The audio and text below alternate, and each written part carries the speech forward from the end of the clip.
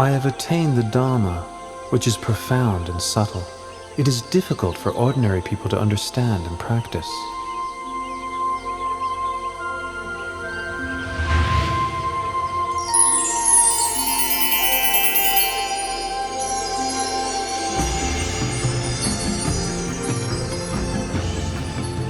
There are several kinds of people in this world. The quick-witted, upon hearing my teachings, know and understand them quickly, just like a lotus flower above the surface of the water that blossoms as soon as it receives the sun's rays. Those of moderate intelligence, having heard my teachings and then receiving some further explanation and training, are able to know and understand within a short time, just like a lotus flower, level with the surface of the water, ready to blossom the next day. The slow-witted, having heard the teachings, receiving further explanation and training, persevering with faith, are able to know and understand in the end, like a lotus flower below the water, which grows upwards before finally breaking through the surface and blossoming. The final kind of person, no matter how many times they hear the Dhamma, are unlikely to grasp the meaning or understand, although their listening may be a cause for realization in a future existence. This type may be compared to a lotus down in the muck and mire, falling prey to fish and turtles, not rising up and blossoming. This being the case, I'll preserve my life for the sake of spreading the Dhamma. I will teach humankind until the Dhamma becomes firmly established and widespread for the benefit and happiness of all for a long time.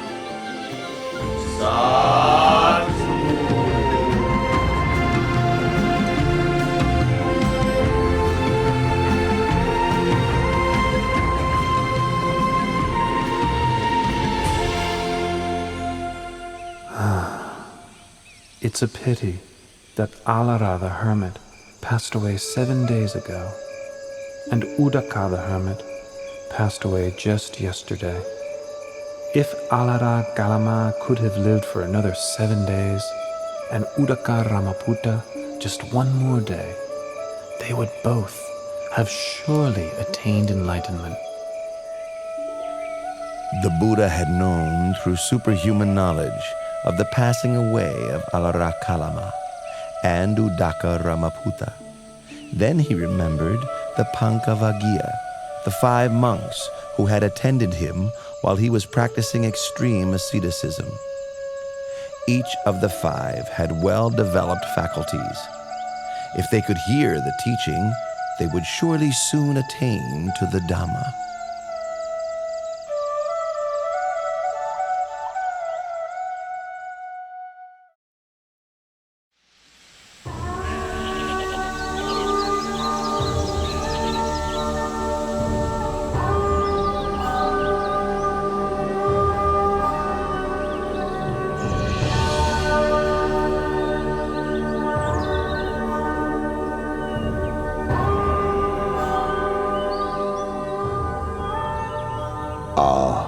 That's Gautama, the recluse, the one to whom we formerly attended. So it is. The one who gave up his austerities. All right. If he comes here, we won't bother to get up and welcome him. We'll just put out a seat. If he wants to sit down, then let him sit.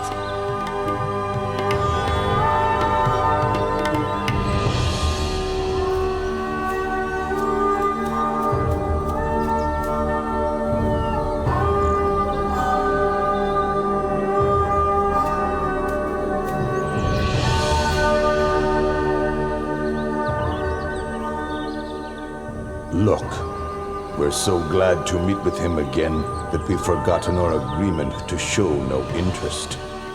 Even I, myself, forgot it completely.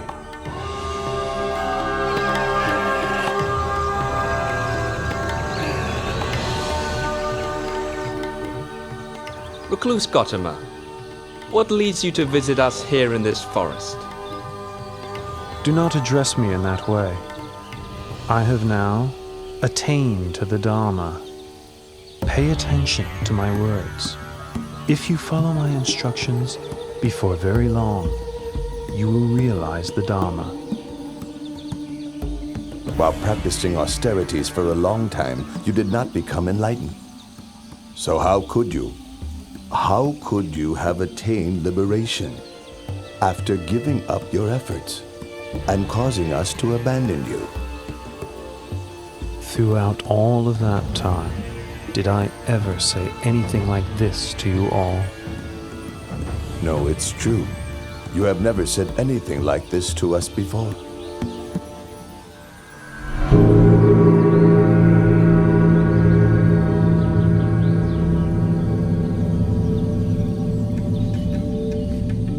Entangling oneself in sensual indulgence, tormenting one's body with hardship and pain, these are ways a renunciant should not undertake, for they stray from the path of enlightenment. The middle way, that is the noble eightfold path, is the practice that leads to Nibbana.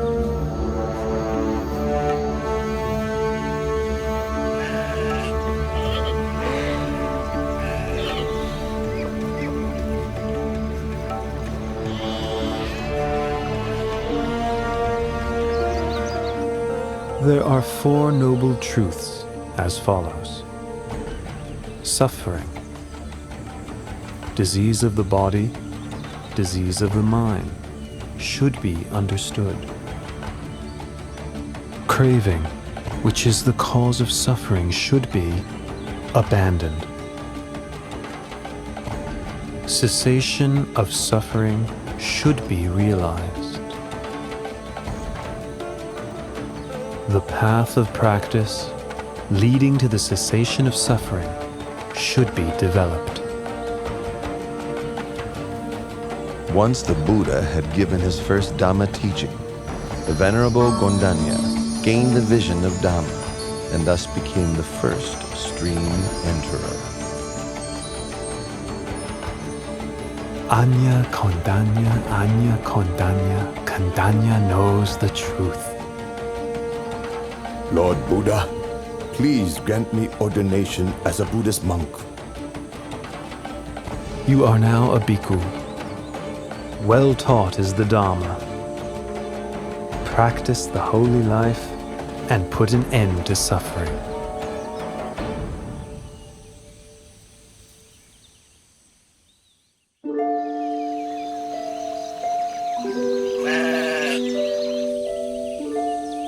The Buddha gave ordination to Venerable Vappa on the first day of the waning moon, Venerable Badiya on the second day, Venerable Mahanama on the third, and Venerable Assachi on the fourth.